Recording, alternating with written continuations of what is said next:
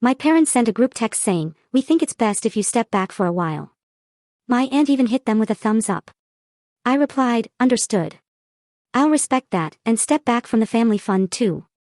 That night, I shut down my contribution. By 2:15 a.m., my phone wouldn't stop buzzing, 89 missed calls by morning. My dad left a voicemail saying, "What happened? The bank flagged everything." I just texted back, "I'm following your wishes." And that was before they found out what else I controlled. They thought they could dismiss me with a group text, but they had no idea who they were dealing with. One message, one sentence, and I watched their entire world, their precious family legacy, crumble in a single night. I'm Heather, I'm 32, and for years, I poured my entire being into a family that saw me as nothing more than a convenient asset. We were the Millers, you know, the Millers from Boston, a name that carried serious weight in financial circles across New England. Our family business, Miller Financial Advisors, wasn't just a company, it was a dynasty, built from scratch by my grandfather after the war. My childhood was a blur of expensive art, imported furniture, and framed photos of my parents rubbing shoulders with politicians. My mother, Diana, played the perfect corporate wife, hosting lavish dinner parties where million-dollar deals were sealed over her famous apple pie. From a ridiculously young age, numbers just made sense to me. While my cousins were playing with toys, I was devouring stock reports, asking questions about market trends that sometimes even my father, Robert Miller, struggled to answer. It created this weird, uncomfortable dynamic, like I was always a little too much, a little too smart. It stuck with me. Even after graduating top of my class from Wharton with a double major in finance and economics, my family still treated me like a child. When I joined Miller Financial at 24, my father put me under the supervision of my cousin Jake, who'd barely scraped by at a state college. "You need to understand how we do things in the real world," my father said, patting my shoulder, his voice oozing condescension. "Jake's been here longer." He'd been there exactly 7 months longer. But over the next 8 years, quietly, without fanfare, I became the firm's most valuable asset. My investment strategies.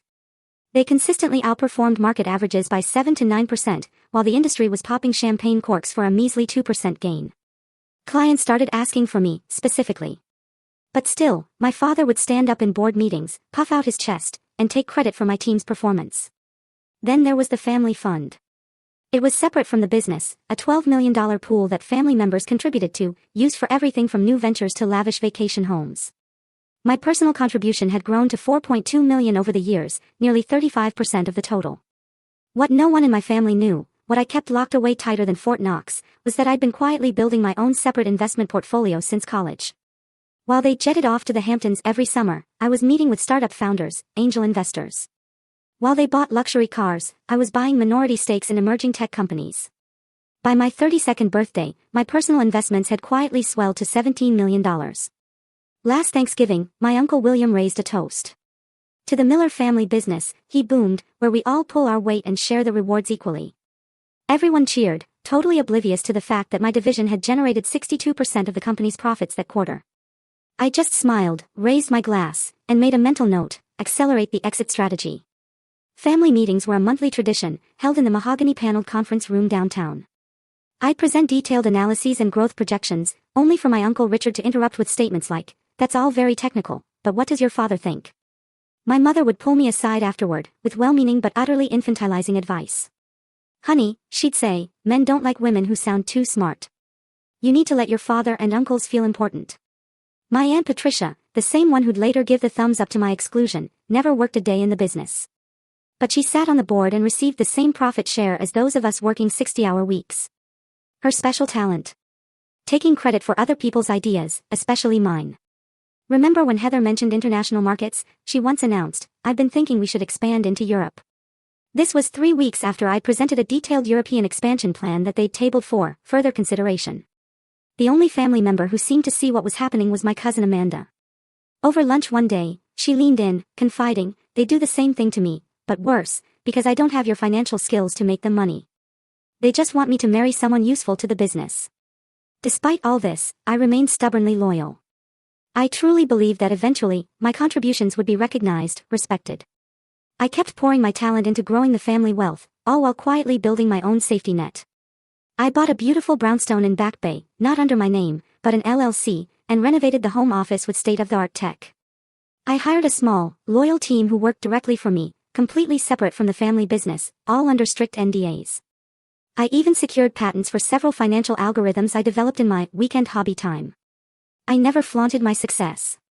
I drove a modest car, lived well below my means, and kept showing up at Miller Financial every day, making money for people who didn't appreciate me. Some might call it strategic patience. Others might call it conflict avoidance. Either way, it was about to change. Last month, the quarterly planning meeting started like any other. The entire extended family gathered, my father at the head of the table. I had prepared a comprehensive presentation on a new investment strategy that could potentially increase our high-net-worth clients' returns by a staggering 12%. As I distributed my meticulously prepared reports, Jake strolled in, 15 minutes late, carrying nothing but a coffee cup and his phone. "Sorry I'm late," he announced, not sounding sorry at all. "I was just wrapping up a call with the Donovan account." The Donovan account? It was my client, but I'd asked Jake to sit in on one preliminary call while I finished my quarterly projections. My father beamed. "No problem, son. Client relationships always come first. Why don't you tell us how that's going before Heather starts with all her numbers?" Just like that, the first 20 minutes of the meeting were dedicated to Jake taking credit for my 6 months of work with the Donovans. I sat quietly, watching family members nod approvingly as Jake misrepresented key aspects of the strategy one had developed. When it was finally my turn, I'd barely gotten through my second slide when Uncle Richard cleared his throat. "This all seems unnecessarily complicated," he said, not bothering to hide his dismissive tone. "Our clients trust the Miller name because we keep things simple and reliable."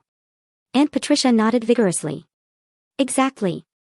All these algorithms and technical strategies just confuse people." I took a deep breath.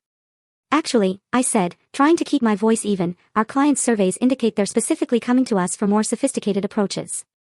The market has changed, and if we don't adapt, we'll start losing accounts to firms embracing these new methodologies." My father tapped his pen on the table. A familiar signal that his patience was wearing thin. "Heather, theory is one thing, but we deal in practical realities here." "This isn't theory," I replied, my voice shaking slightly. "I've already implemented this approach with the Westfield portfolio as a test case. They've seen a 14% return in just one quarter." A moment of surprised silence. Then my father spoke. "You implemented this without authorization. That's not how we do things here." Heat rose in my cheeks. "I discussed it with you last month.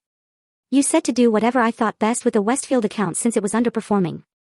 "I certainly didn't authorize a complete strategy overhaul," he shot back, though we both knew he'd barely listened during that conversation, distracted by a golf tournament on the office TV. Jake jumped in. "I have a simpler approach we could consider." He had nothing prepared. No slides, no data, not even a notepad. Yet for the next 30 minutes, the family listened attentively as he essentially repackaged ideas I'd presented last year, conveniently missing the key components that would actually make them work. "Now, that's the kind of straightforward thinking clients expect from the Miller name," my father said proudly when Jake finished. "Let's develop Jake's approach for next quarter." After the meeting, I tried to speak with my father privately in his office. "Dad, I'm concerned about the direction we're taking. The strategy Jake proposed has significant gaps that could expose clients to unnecessary risk." My father was checking sports scores on his phone. He barely looked up. "Heather, you're too caught up in the details. This business was built on relationships and instinct, not just numbers and charts. But the numbers and charts are what keep us compliant with regulations and actually growing client wealth." I pointed out. He finally looked up. "You know what your problem is? You've never trusted the family way of doing things. Always thinking your fancy degree makes you smarter than everyone else." I was stunned. "That's not true. I've dedicated my entire career to this family business. And we appreciate that, sweetheart. But sometimes you need to remember that you're still learning how things work in the real world." I was 32 years old, managing over $300 million in client assets, with a track record that had helped double the firm's value in 8 years. And I was still learning. As I left his office, I overheard my Aunt Patricia talking to my uncle in the break room. "Heather's presentations give me a headache," she was saying, "all those charts and big words, like she's trying to make the rest of us feel stupid. Robert needs to rein her in." My uncle agreed. "The girl doesn't understand our culture. Never has." I quietly stepped away, a cold realization settling in my stomach. I went back to my office and closed the door, sitting in silence as I processed what I'd just heard. For the first time, I allowed myself to accept what part of me had always known: I would never be fully respected in my family business, no matter what I contributed. That evening, rather than joining the family for our usual post-meeting dinner, I went home to my brownstone and began reviewing my personal affairs. I wasn't planning anything specific yet, but something had shifted, and I knew I needed to be prepared. The next week brought more subtle slights and dismissals. My father interrupted my explanation of a tax strategy in a client meeting, effectively oversimplifying my advice to the point of inaccuracy. At a staff training session, Jake presented one of my risk assessment models as his own creation. My aunt conveniently forgot to include me on the email chain for an important family business discussion. Then came the final straw.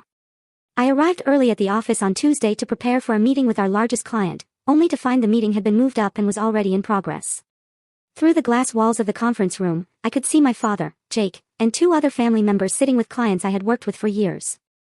I stood frozen in the hallway, watching as they showed presentation slides I had created. As the client nodded approvingly, my father and Jake exchanged congratulatory glances. Later that day, I discovered they had also scheduled a strategic planning retreat for the following weekend at my uncle's lake house. Everyone in the family leadership team was invited. Everyone, that is, except me. That night, I sat in my home office until late, staring at my computer screen, but not really seeing it. Years of memories cycled through my mind. All the times my ideas had been dismissed, only to be celebrated when presented by someone else. All the extra hours I'd worked to prove my worth. All the growth I'd created for a family that would never, ever see me as an equal. Enough, I whispered to the empty room.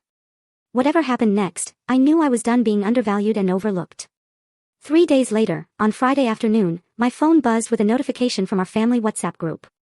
My father had created this group 2 years ago for business, though it mostly became a place for sharing golf scores and vacation photos. The message from my father read, "After considerable discussion among the senior family members, we think it would be best if Heather steps away from client management for now. We appreciate her background work, but recent feedback suggests clients respond better to our traditional approach. This isn't permanent, just a chance to realign with the Miller way of doing things." I stared at the screen, watching as responses started coming in. My Uncle Richard, completely agree. Smart move. Aunt Patricia and Cousin Jake, happy to take over her accounts in the transition. My mother, we only want what's best for everyone. 2 other cousins added their own affirmative responses. No one objected. No one even asked what client feedback they were referring to, which was telling, since I managed our client satisfaction surveys and knew our numbers were excellent. I felt an odd sense of calm as I watched this unfold. After years of trying to prove my worth, after all the revenue I had generated, after all the growth I had created for them, this was what it came down to. A group text, removing me from my role without even the courtesy of a private conversation first. I waited exactly 17 minutes before responding, during which time several more supportive messages appeared from various family members, including some who had previously claimed to be on my side during office disagreements. Finally, I typed, "Understood. I'll respect that decision and step away from the family fund, too, wishing everyone continued success."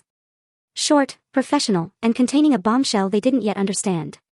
I put my phone on silent and placed it face down on my desk. Then I opened my laptop and logged into the banking portal for our family fund. As a major contributor and one of the fund administrators, I had full access. The process was surprisingly simple. A few clicks to initiate the withdrawal of my entire contribution, $4.2 million, plus the accurate portion of growth attributable to my investments within the fund, which added another $1.7 million. The system asked if I was sure. I was.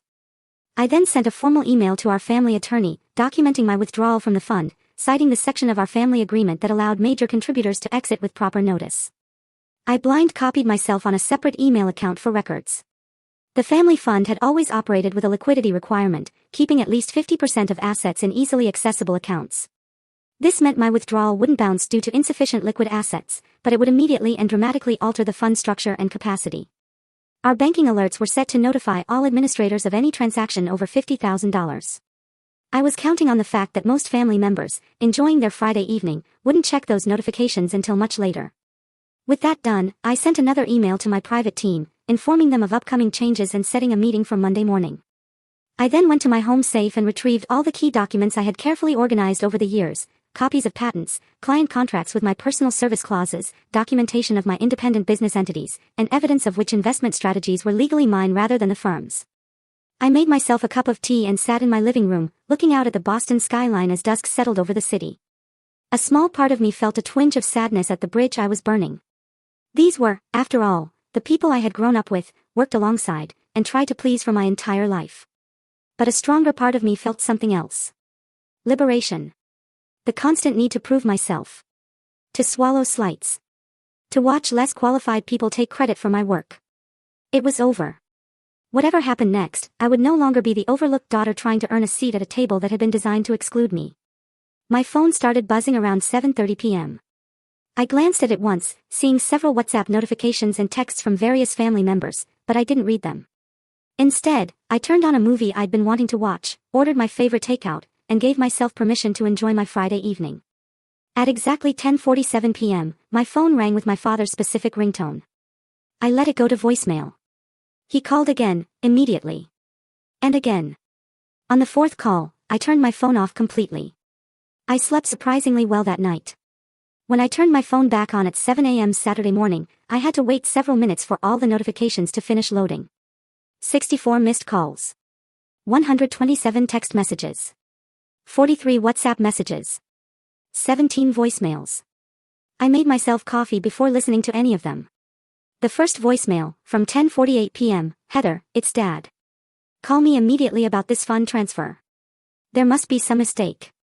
The second, from 11:10 p.m., Heather, this is completely unacceptable. Whatever point you're trying to make, this isn't the way. Call me back now. The messages grew increasingly urgent through the night. By the 2:15 a.m. voicemail, my father's voice had lost its anger and held naked panic. What happened?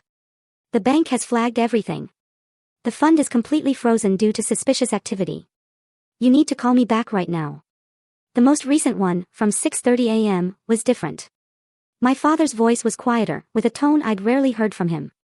Uncertainty. Heather, I don't understand what's happening. Whatever we did to upset you, this seems extreme. The entire family fund is locked down. The bank needs your verification to unfreeze the account since you initiated the transaction. Please call me back, please. I finished my coffee, took a shower, and dressed in my favorite outfit, a well-tailored blue suit that always gave me confidence. Only then did I send a single text message to my father. I'm honoring your decision. You asked me to step away, and I have. I've withdrawn my personal contribution as allowed under Section 7.3 of the Family Fund Agreement. The bank freeze is standard procedure for large transactions and will resolve once they complete their verification process. I've already submitted my documentation to them. Within seconds, my phone rang. I declined the call. Then I sent one more text, I'll be available to discuss this on Monday at 9 a.m. at my home office. The address has been emailed to you. Then I turned off notifications and prepared to enjoy my weekend, knowing that across town, my family was just beginning to realize what I had done and that it was only the start. What I didn't tell my family was that I had a friend at the bank. Nothing improper, nothing that would violate banking regulations. But Sandra and I had gone to college together, and she now worked as a senior manager at the institution handling our family fund. She couldn't share specific information, but she did call me Saturday afternoon. Your family is creating quite a scene, she said, a hint of amusement in her voice. Your father has been on the phone with 3 different departments. Your uncle showed up in person and demanded to speak with the president of the bank. I'm sorry about that, I replied. Don't be, Sandra said. From what I can tell, everything you did was completely by the book. The freeze is just standard protocol when a significant percentage of a large fund is withdrawn suddenly. It's an anti-fraud measure. I know, I said. And I've already submitted all the documentation showing I'm entitled to those funds. Which is why it should be resolved by Monday, she confirmed. Though I doubt that will calm them down in the meantime. She wasn't wrong. Through various notifications that kept appearing despite my efforts to mute them, I caught glimpses of the family meltdown. My phone would light up with preview snippets. Uncle Richard, this is sabotage. She can't just, Aunt Patricia, I always said she was too emotional, too, Cousin Jake, what about the Henderson deal we were counting on? My mother, Heather, honey, please just talk to us. We can fix. By Saturday evening, the tone of the messages had begun to shift from outrage to desperation. The family had apparently begun to understand the full implications of my withdrawal. The Henderson deal Jake mentioned was a $20 million commercial real estate project the family had been planning to invest in. The fund would have provided the down payment, with financing covering the rest. Without my portion, they were now significantly short of the required cash, and the bank freeze meant they couldn't access even the remaining funds in time to save the deal. 6 months of work and a potential $3 million profit were evaporating. My cousin Amanda was the only one who sent a different kind of message, good for you. They never appreciated what you brought to the table. Want to get coffee next week? I actually smiled at that one and sent back a simple yes. Saturday night brought a new wave of calls and messages. This time it wasn't just family members. Clients had apparently begun to hear rumors and were concerned about their accounts. My father had given out my personal cell number, suggesting people contact me directly about the temporary technical issue with some accounts. This crossed a line. Involving outside clients in a family dispute. I spent 2 hours sending carefully worded reassurances to clients, clarifying that their individual investment accounts were completely separate from the family fund and entirely unaffected. I also noted that I would be happy to discuss their portfolios directly on Monday if they had any concerns. I was careful not to disparage the family business or give any indication of the internal conflict. These were relationships I had built over years, and regardless of what was happening with my family, I maintained my professional ethics. Around midnight, our family attorney, Jonathan, called. Unlike the others, he was calm and measured. "Heather, I've reviewed your withdrawal documentation, and everything appears to be in order legally. However, the timing and manner of this action have created significant challenges for the family operations." "I understand that," I replied. "But as you've confirmed, I've acted within my rights." He paused. "Your father has asked me to propose an immediate restoration of the funds with a renegotiated leadership role for you within the company." "I appreciate the offer," I said, "but I'm not making any decisions right now. I'm happy to discuss options on Monday morning." Another pause. "He's also mentioned the possibility of legal action regarding intellectual property and client relationships." Now, it was my turn to pause. This was a weak threat, and Jonathan knew it. All of my patents and proprietary strategies are registered in my name personally, not the company's. As for client relationships, I'm sure you've reviewed the contracts and noticed the personal service clauses in many of them. But again, I'm happy to discuss all of this on Monday. He sighed. "I'll relay your position. For what it's worth, I've advised against any legal posturing. It wouldn't serve anyone's interests." "I agree," I said. "Good night, Jonathan." By Sunday morning, the family strategy had shifted again. Now came the emotional appeals. My mother left a tearful voicemail about family loyalty and how my grandfather would be disappointed. My Aunt Patricia, who had given the thumbs up to push me out, now sent a long message about how she had always admired my business acumen and felt we needed to support each other as women in finance. Uncle Richard tried a different approach, sending a gruff text suggesting I was overreacting to standard business restructuring and needed to get over my hurt feelings for the good of the family. I prepared for Monday's meeting, meticulously organizing all my documentation and planning my talking points. I wasn't interested in revenge or drama. I simply wanted recognition of my value and respect for my contributions. Sunday night, my home security system alerted me to someone at my door. Through the camera, I saw my father standing there, looking uncharacteristically disheveled. His normally perfectly pressed shirt was wrinkled, and he seemed to have aged years in 2 days. I considered not answering, sticking to my Monday morning timeline, but something in his defeated posture moved me. I opened the door, but didn't invite him in. "Heather," he said, his voice strained. "The Henderson deal falls through tomorrow at 9 a.m. If we don't have the funds, it's $3 million down the drain." I looked at him steadily. "That sounds like a business problem that needs a business solution." "What does that mean?" he asked. "It means I'm willing to help if we're talking business, not family emotions. 9 a.m. tomorrow at my home office, as arranged. Bring whoever you want from the family leadership." He looked like he wanted to say more, to push for an immediate resolution, but something in my expression must have told him it would be useless. 9 a.m., he confirmed, then turned and walked back to his car. I closed the door and leaned against it, taking a deep breath. For perhaps the first time in my professional life, my father had come to me in need rather than the other way around. Tomorrow would be a new kind of family meeting, one where I set the terms. I slept fitfully that night, waking several times to check the security system. Part of me worried that more family members might show up, but the house remained quiet. By 6 a.m., I was up and preparing. I set up my dining room as a conference space, with copies of relevant documents at each seat.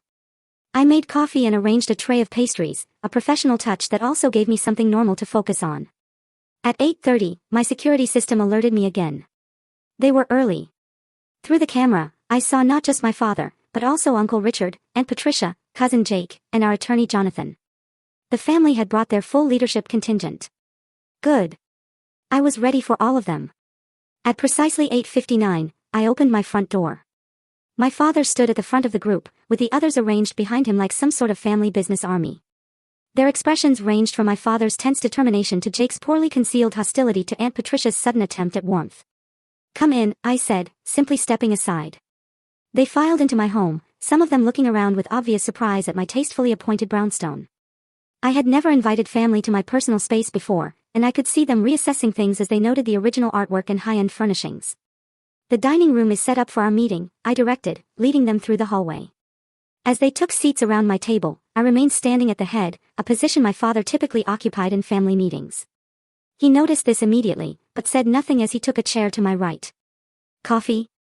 I offered, maintaining a professional demeanor. A few mumbled acceptances, and I calmly poured cups before taking my place at the head of the table. The silence stretched for a moment before my father cleared his throat. "Heather, we're here to resolve this situation quickly." "The Henderson deal," I raised my hand, cutting him off, a gesture he had used countless times on me. "Before we discuss any specific deals, we need to address the larger situation. I've withdrawn my contribution from the family fund, as is my right.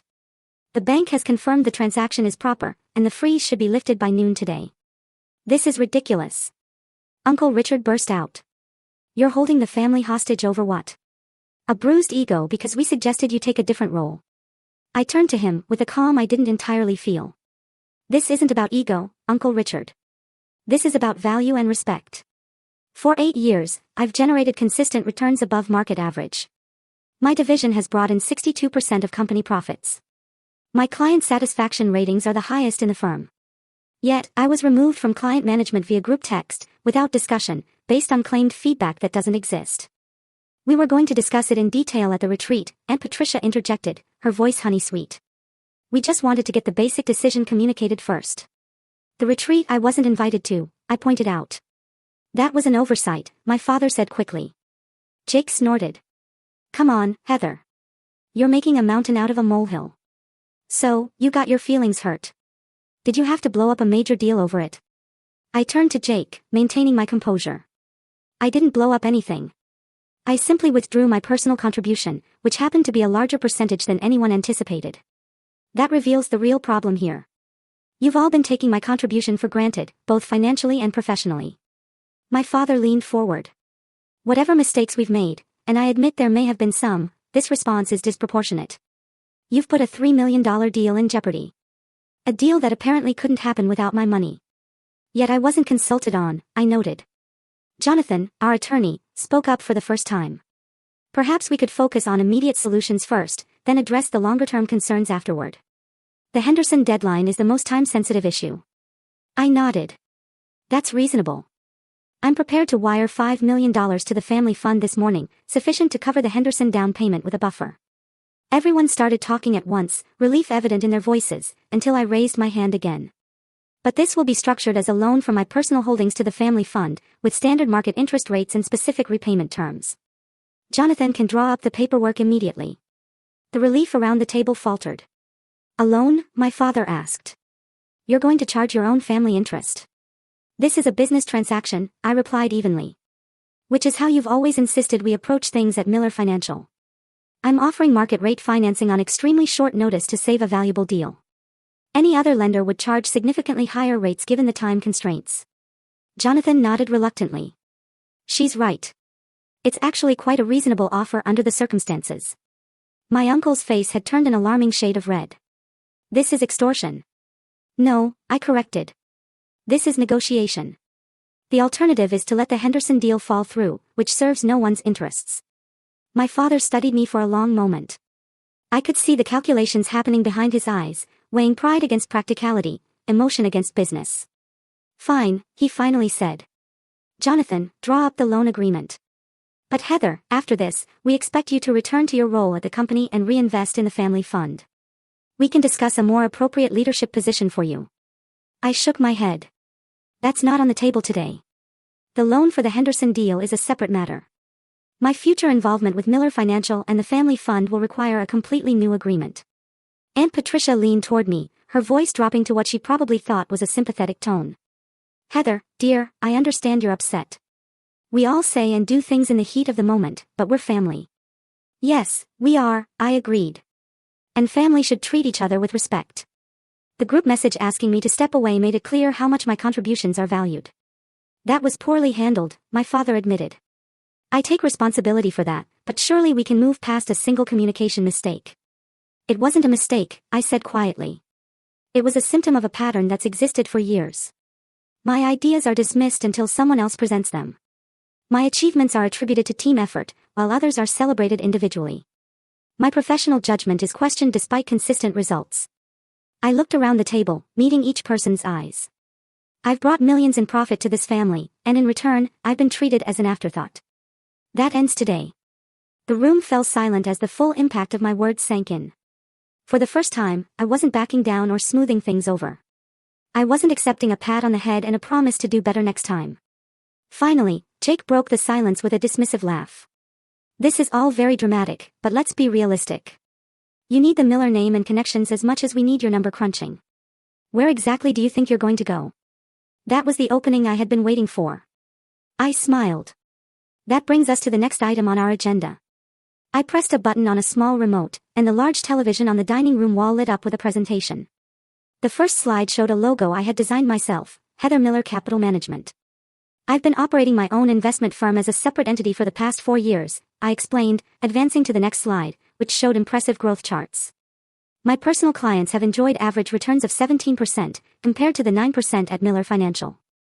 The shocked expressions around the table gave me a satisfaction I tried not to show. That's not possible, my father said. You've been working full-time at our firm. When would you have had time to run another business? Evenings, weekends, the vacation days I never took, I replied. While everyone else was at the lake house or on European trips, I was building something of my own. Uncle Richard's face had moved from red to nearly purple. This is a violation of your employment contract. You can't compete with the family business. I slid a document across the table to Jonathan. My employment contract specifically allows for personal investment activities as long as they don't directly solicit Miller Financial clients. I've adhered to that completely. Jonathan skimmed the document and gave a reluctant nod. She's technically correct. The clause was intended to cover personal stock trading, but it's broadly worded. I advanced to the next slide, showing a list of patents. I also hold 7 patents for financial algorithms and trading systems. All registered to me personally, not Miller Financial. Those were developed while you worked for us, my father argued, though uncertainty had crept into his voice. They were developed on my own time, using my own resources, I corrected. I've maintained meticulous documentation to establish that the patents are legally mine. The next slide showed a client list, a modest but impressive collection of names, none of whom were current Miller Financial clients. I've built relationships with 27 high-net-worth clients, completely separate from our family business, I continued. Their combined assets under my management total just over $400 million. Jake let out a low whistle, despite himself. Furthermore, I said, moving to another slide, 17 current Miller Financial clients have personal service agreements with me specifically. I handed copies of these contracts to Jonathan. These agreements include clauses stating that if I leave the firm, they have the option to transfer their accounts to follow me. Jonathan reviewed the documents with growing concern. These are standard personal service provisions.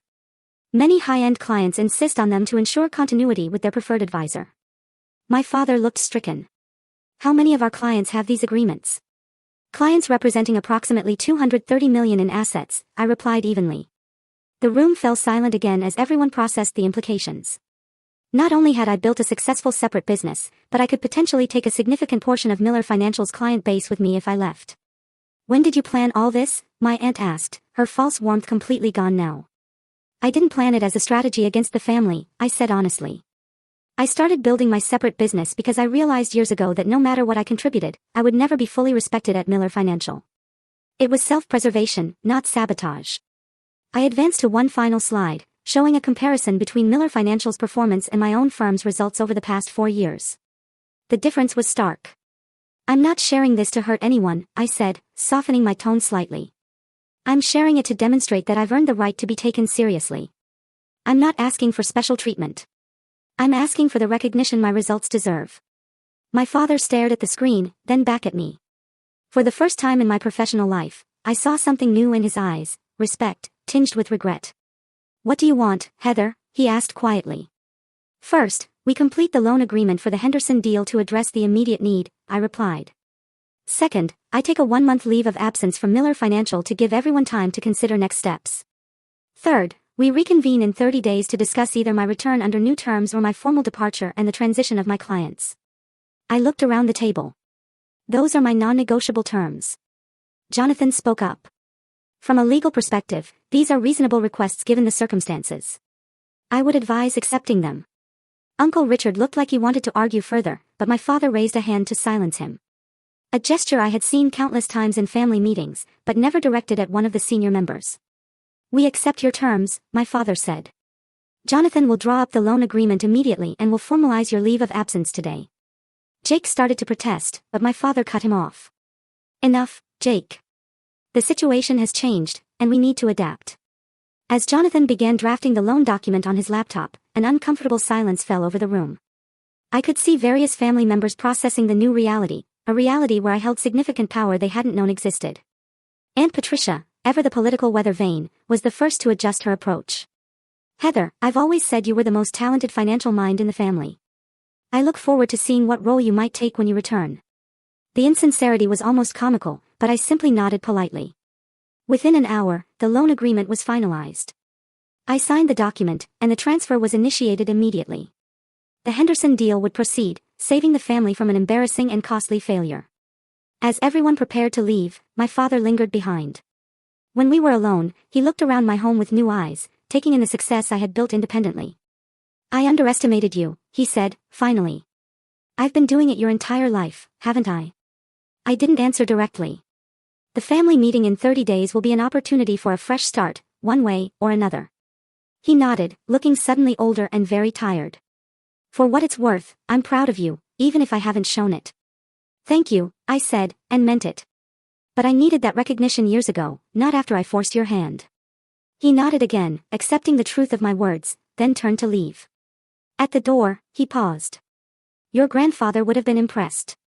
He valued results and determination above everything else." After everyone left, I sat alone in my dining room, looking at the remnants of the meeting. Coffee cups, scattered papers, the lingering tension in the air. For years, I had imagined a confrontation where I finally stood up for myself. But the reality had been both more clinical and more emotional than I had anticipated. I wasn't naive enough to think one meeting had solved everything. The next 30 days would be a critical period of adjustment for everyone, myself included. But for the first time in my professional life, I had negotiated from a position of strength rather than hoping for recognition that never came. Whatever happened next, the dynamics had been permanently altered. I had finally claimed my own value, and no one, not even my father, could dismiss it any longer. The 30 days of my leave passed more quickly than I expected. I focused on my independent business, working with my small team to prepare for any outcome of the upcoming family meeting. If we needed to absorb transferred clients from Miller Financial, we had systems in place. If we were to create some new hybrid arrangement with the family business, we had proposals ready. I also took time for myself, hiking in the White Mountains on weekends, having dinners with non-family friends, and even dating a bit, something I had neglected while building my parallel career. There was a lightness to my days that had been missing for years. The weight of constantly seeking approval lifted from my shoulders. My cousin Amanda and I met for coffee several times. Away from the family dynamics, she shared her own frustrations and aspirations. She had an architectural degree she'd never been allowed to use, as the family had pushed her into the marketing department at Miller Financial. "Watching you stand up to them gave me courage," she told me during one of our conversations. "I've started interviewing with design firms. I haven't told anyone else yet. They'll try to talk you out of it," I warned. She smiled. "I know, but I've seen what's possible now." I received occasional updates from Jonathan about the family business. The loan had saved the Henderson deal, which was proceeding smoothly. My father had implemented some of my proposed strategies with positive early results. Several family members had been making overtures through Jonathan, testing the waters for the upcoming meeting. When the day finally arrived, I chose a neutral location, a private room at an upscale Boston restaurant, rather than either my home or the family offices. I arrived early to ensure the setup was as I wanted, a round table rather than a rectangular one, eliminating the head position my father traditionally occupied. They arrived as a group again, but the energy was different. Gone was the confrontational stance from our last meeting. My father led with a subdued confidence. Uncle Richard seemed resigned rather than angry, and Aunt Patricia had abandoned her false warmth for careful neutrality. Jake looked uncomfortable but controlled, and Jonathan maintained his professional demeanor. Two new additions surprised me, my mother, who rarely attended business meetings, and my cousin Amanda. After everyone was seated and pleasantries exchanged, my father opened the discussion. "Heather, over the past month, we've had time to consider the situation carefully. The family and the business have benefited from your contributions in ways we failed to fully recognize. We would like to propose a new arrangement that we believe acknowledges your value while preserving the family legacy we all care about." He nodded to Jonathan, who distributed folders to everyone at the table. We're proposing a restructuring of Miller Financial, my father continued. The creation of a new division, Miller Capital Management, with you as president and CEO. This division would have autonomy over investment strategies and client relationships, with its own profit-sharing structure separate from the traditional family pool. I opened the folder and reviewed the proposal as he spoke. The terms were surprisingly favorable: a significant ownership stake, decision-making authority, and compensation tied directly to performance. Additionally, my father said, we're proposing changes to the family fund structure. Each contributor would have proportional voting rights based on their investment, rather than the current system where all family members have equal say regardless of contribution. This was a major concession, a direct acknowledgement of the power imbalance that had existed. What about my existing independent business? I asked. We're proposing a merger, Jonathan explained. Your clients and patents would be incorporated into the new division, with specific protections for your intellectual property rights. All client service agreements would remain intact, with you as the primary advisor. I considered the proposal carefully. And leadership succession. The same issues could arise again in the future.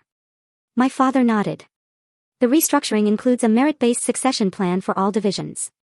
Leadership positions will be determined by performance metrics and client outcomes, not seniority or family politics. It was a comprehensive proposal, addressing most of my concerns. The family had clearly done serious work during my absence. I'll need time to review the details, I said. Of course, my father agreed. We're not expecting an immediate decision. Uncle Richard, who had been uncharacteristically quiet, spoke up. I want to acknowledge something, Heather. I've been dismissive of your approaches because they weren't how we've traditionally done things. The results speak for themselves, and I was wrong to resist change that clearly benefits our clients. Coming from my uncle, this was the equivalent of moving mountains. Aunt Patricia added, the family business needs to evolve. Your generation brings perspectives we need to embrace, not resist. Jake shifted uncomfortably before adding, I've learned a lot reviewing your client strategies over the past month. There's a depth to your approach that I hadn't fully appreciated. These admissions, while clearly difficult for them, showed a significant shift in the family dynamic. My mother reached across the table and squeezed my hand briefly. A simple gesture of support that meant more than she probably realized. I appreciate everyone's willingness to reconsider our working relationship, I said carefully. I'll review the proposal and respond within a week. As the meeting concluded, Amanda caught my eye with a small smile of encouragement. Whatever I decided, I knew I had at least one family member who understood what this moment meant. The days that followed involved careful analysis of the proposal with my team and independent legal counsel. There were negotiations on specific terms, clarifications of authority boundaries, and detailed discussions about the integration of my existing business. In the end, I accepted a modified version of the family's proposal. The new division was established, my independent business was merged in, and I took on a leadership role that reflected my contributions. My personal investments returned to the family fund, but under the new voting structure that ensured my voice would be proportional to my contribution. The transition wasn't perfect. Old habits occasionally resurfaced, my father instinctively trying to override decisions, Jake taking credit in client meetings, and Patricia making subtle undermining comments. But now there were structures in place to address these issues, and more importantly, I had proven my willingness to walk away if necessary. Over the following year, Miller Capital Management outperformed every other division of the family business. New clients were attracted by our innovative approaches, and existing clients benefited from enhanced returns. My cousin Amanda eventually left to pursue her architectural passion with my full support and a small investment from me in her new design firm. Family dynamics shifted gradually. My father and I developed a new relationship based on mutual professional respect, rather than the parent-child dynamic that had undermined us for years. Some family members adapted better than others, but all recognized that the business was stronger for the changes we had implemented. One evening, nearly a year after the group message that had triggered everything, my father and I were working late, reviewing quarterly results. I've been thinking about your grandfather lately, he said unexpectedly. When he handed the business to me, he said something I didn't understand at the time. He said, the best legacy isn't preservation, it's evolution. I think I finally understand what he meant. I looked at my father thoughtfully. Evolution is harder than preservation.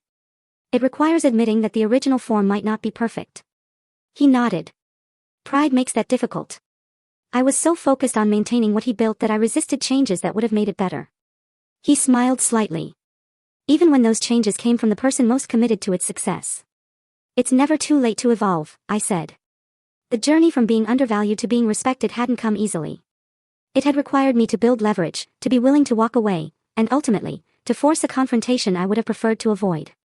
But the outcome wasn't just better for me. It was better for the entire family and the business we had all dedicated ourselves to. The most valuable lesson wasn't about finance or business strategy. It was simpler and more universal. Respect isn't given freely, it must sometimes be claimed. Worth isn't determined by others' recognition of it, but by your own knowledge of your value and your willingness to stand firm in that knowledge. Have you ever had to take a dramatic stand to make people recognize your value? I'd love to hear your stories in the comments below. If this resonated with you, please like and subscribe for more stories about finding your voice and standing your ground. And don't forget to share with someone who might need a reminder of their own worth today. Thank you for listening, and remember that sometimes the most powerful thing you can do is simply honor your own value, even when others don't yet see it.